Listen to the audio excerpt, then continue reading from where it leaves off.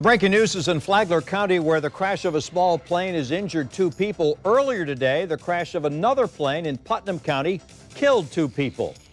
In the past hour, we've learned the names of all 4 people in both crashes. This morning's deadly crash happened in a rural area of southern Putnam County, and that's an area Sam Kavaris has flown over several times. He's going to give us his perspective shortly. But first, Channel 4's Destiny McKeever joins us live from Flagler County with the breaking details on this latest crash. Destiny.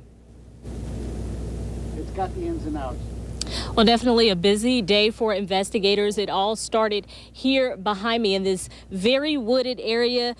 A witness told police that she saw a plane go down here. We're near Old Dixie Highway.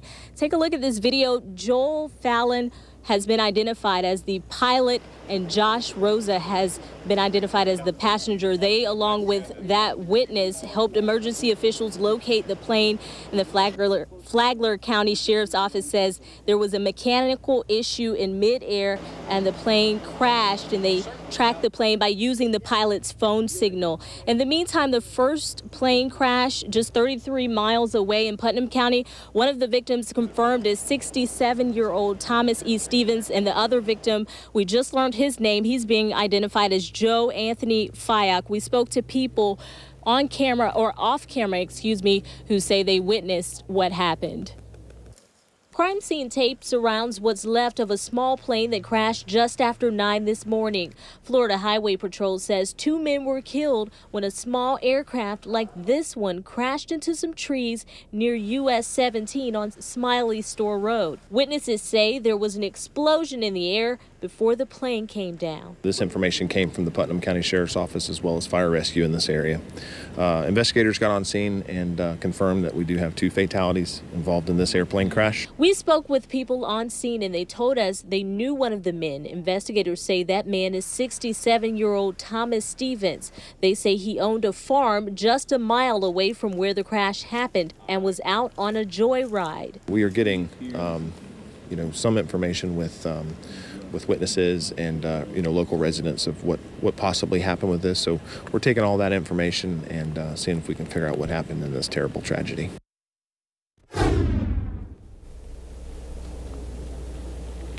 And the guys at that Flagler County crash are both still in the hospital with very serious injuries. And of course, both of these plane crashes are still being investigated. Once we have a cause, we'll bring it to you on news4jax.com. Reporting live in Flagler County, I'm Destiny McKeever, Channel 4, the local station. Thank you, Destiny. And Sam, who is an experienced FAA certified pilot, is joining us now with his perspective on the Putnam County crash. And Sam, it's an ultralight. It doesn't look like it would have much protection if you did have trouble and had to make a hard landing. Yes, zero. It's as if you were flying your go-kart that you built in your backyard and put a motor on it. And an ultralight here in the United States is considered to be an experimental aircraft, which means that it has to be clearly marked as experimental. In this case, there were 2 men on board. It's unclear by the video that we've seen whether there were actually 2 seats or not. That's important because if it was a single-seat ultralight, you don't even need a pilot's license to fly it.